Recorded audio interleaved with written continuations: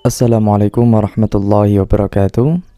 Alhamdulillah teman-teman, pada hari ini kita masih diberikan kesehatan oleh Allah Subhanahu wa taala, dan podcast kali ini hadir untuk menemani segala aktivitas teman-teman semuanya. Dan teman-teman semuanya semoga aktivitasnya diberikan kemudahan oleh Allah Subhanahu wa taala. Pada podcast kali ini kita mulai dengan sebuah cerita seorang pedagang yang bisnisnya sudah mencapai puncaknya. Pada saat itu, ketika orang-orang di sekitar rumahnya masih banyak yang tidak punya sepeda motor, dia sudah punya mobil dan 2 rumah, yang satunya ada di desa dan yang satunya lagi ada di kota.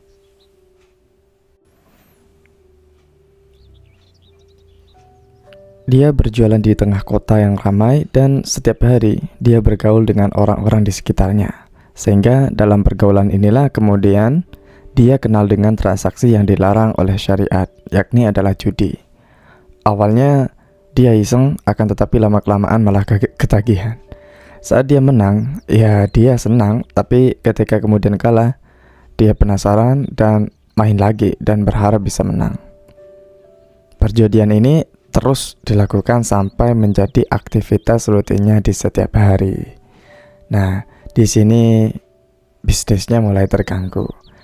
Hasil penjualan dari barang dagangannya sudah tidak dibuat sebagai modal lagi, akan tetapi sudah dijadikan sebagai bahan untuk judi.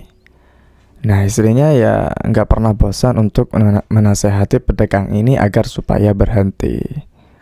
Bapak kan tahu judi dilarang agama.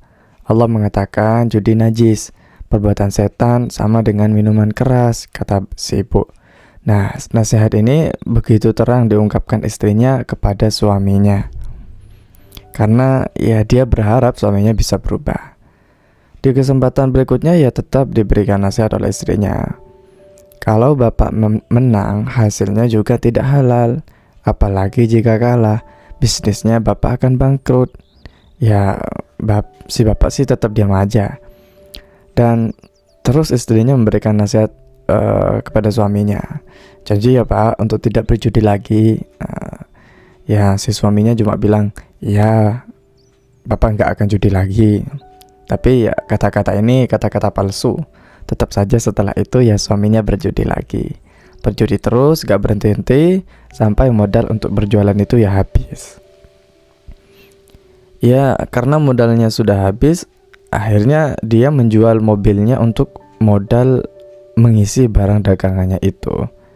Tapi ya kelama-kelamaan barang dagangannya habis juga karena tetap dibuat judi lagi sama si bapak ini.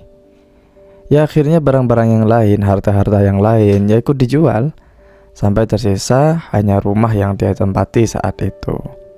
Nah, itu pun juga mau dijual sama si bapaknya. Tapi sama istrinya ya ndak boleh, kalau dijual ya mau tinggal di mana. Akhirnya dia bertengkar setiap hari gara-gara mau jual rumah. Sampai akhirnya si suami ini sakit, dia stroke sampai akhirnya dia meninggal dunia. Nah, teman-teman, dari cerita ini kita bisa belajar bahwa orang yang sudah sukses, dia sudah kaya, dia punya apapun. Akan tetapi ketika dia sudah terjerumus kepada sesuatu yang haram, maka semuanya akan hilang. Kehidupan ini menjadi tidak berkah, sering bertengkar, sering gelisah, dan ujung-ujungnya ya bisa sakit. Karena mikirin masalah-masalah yang terjadi dalam kehidupan ini.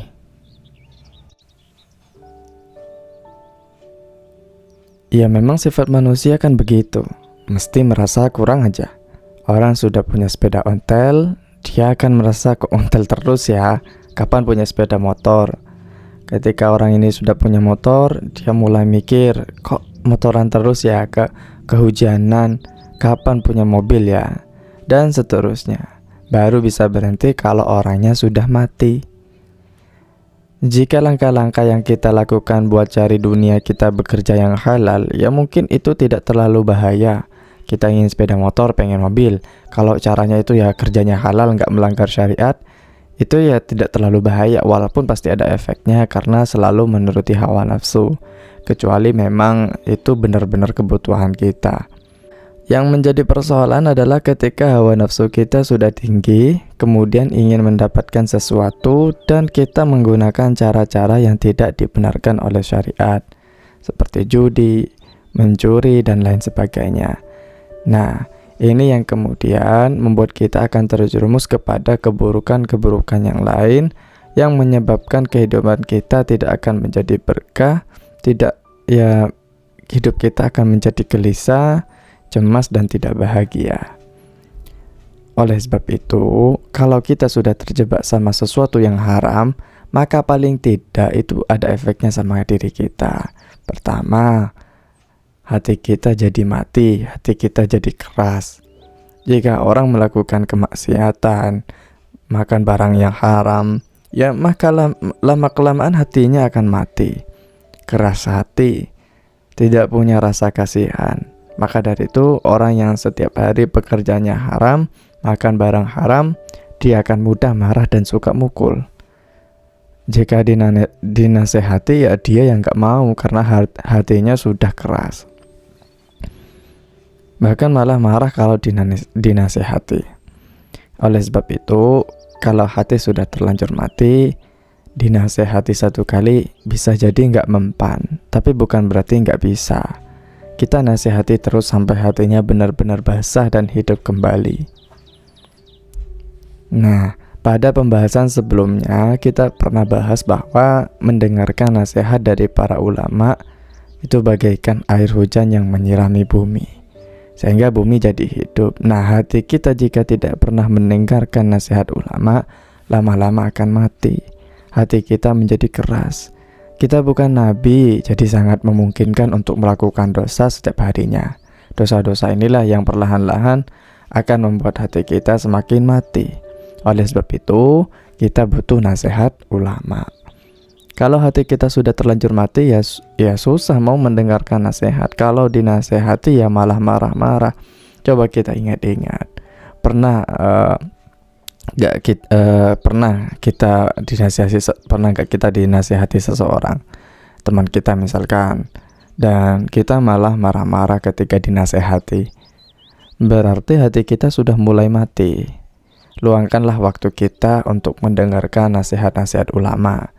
Ya, bisa mendengarkan ceramah, baca buku, atau dengarkan podcast-podcast yang membicarakan nasihat-nasihat ulama.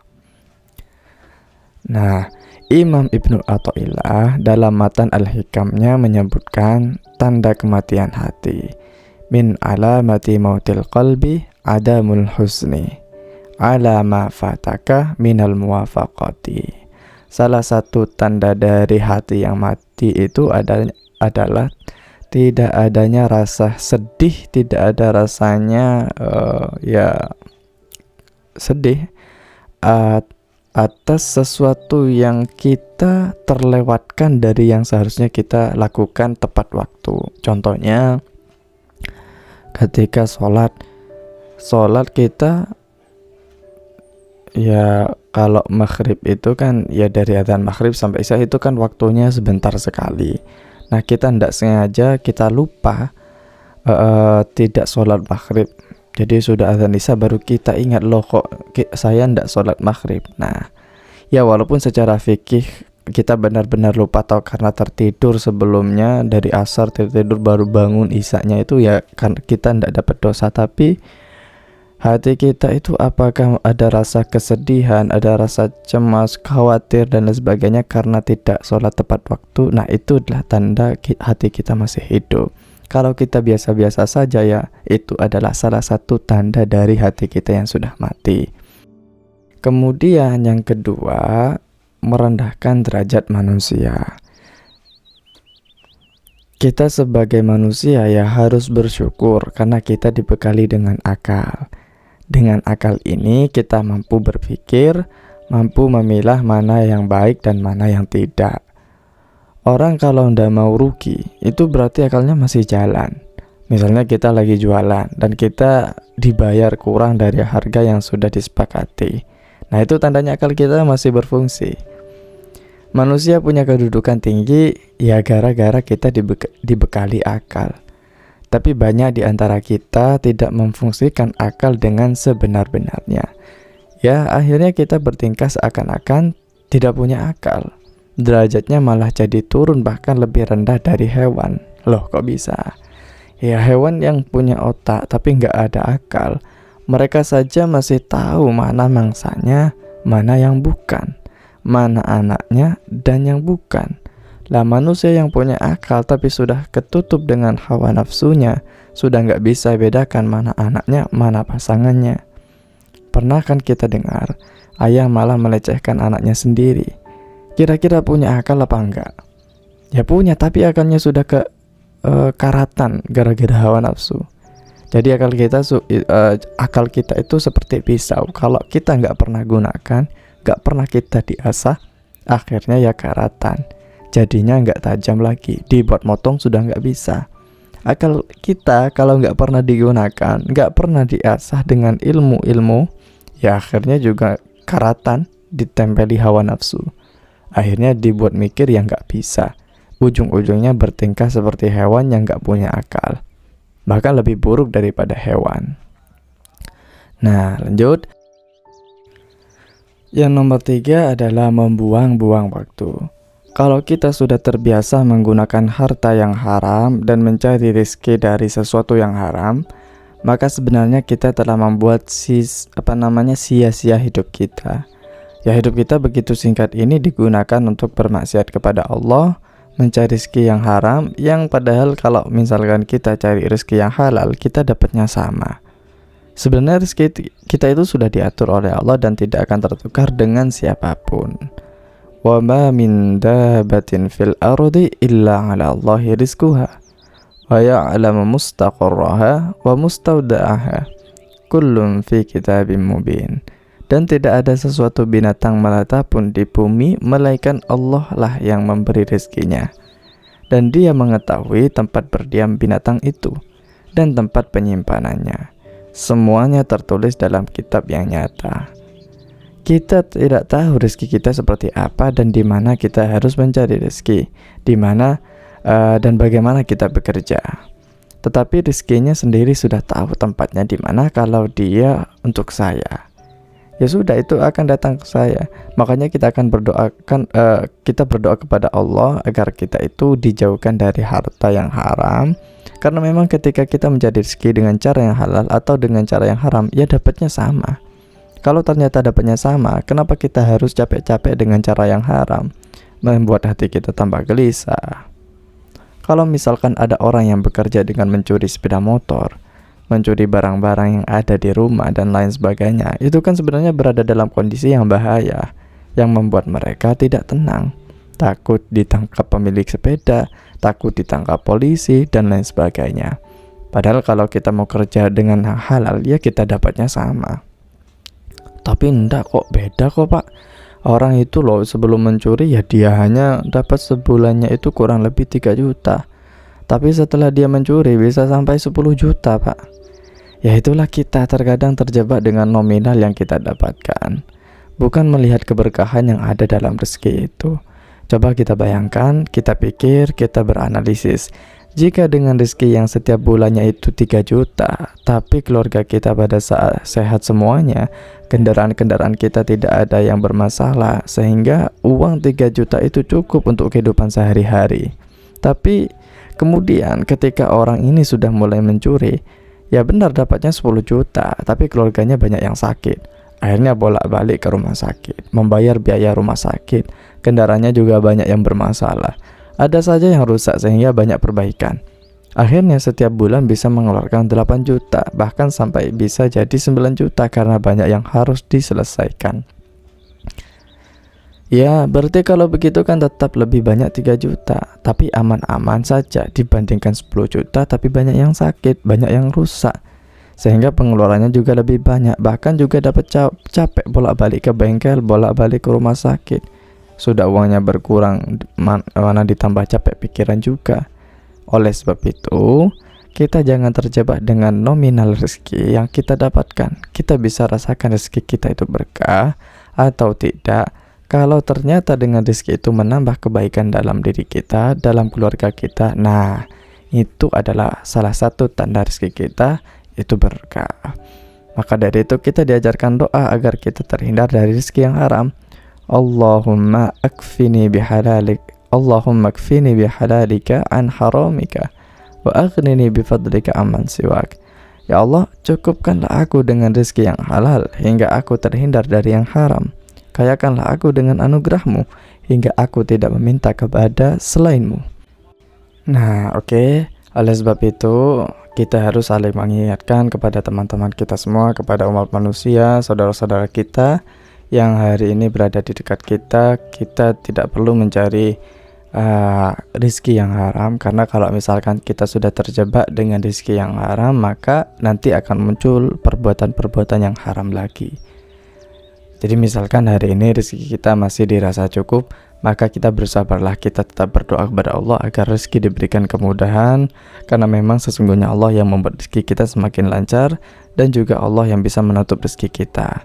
Oleh sebab itu, berdoalah, memintalah pertolongan kepada Allah. Terus kita bersemangat mencari, berikhtiar, jangan lupa juga, karena Allah satu-satunya yang bisa membuka jalan rezeki kita semakin mudah. Awalam yarau anna Allaha yabsutur rizqa liman yasha wa yaqdir, inna fi dzalika laayatin liqaumin yu'minun. Dan apakah mereka tidak memperhatikan bahwa sesungguhnya Allah melapangkan rezeki bagi siapa yang dikehendakinya, dan Dia pula yang menyempitkan rezeki itu. Sesungguhnya pada yang demikian itu benar-benar terdapat tanda-tanda kekuasaan Allah bagi kaum yang beriman. Jadi sahabatku semuanya, teman-temanku semuanya, dan murid-muridku semuanya yang pada hari ini mendengarkan podcast ini, semoga kita semuanya dihindarkan dari rezeki yang haram, dan kita diberikan semangat berjuang untuk mencari rezeki yang halal, yang nantinya bisa mengantarkan kita mendapatkan ridha Allah Subhanahu wa taala. Baiklah, podcast hari ini berakhir sampai di sini. Kita akan bahas pada tema lain di berikutnya. Terima kasih semuanya, semoga kita semua dalam lindungan Allah Subhanahu wa taala. Akhirul kalam, assalamualaikum warahmatullahi wabarakatuh.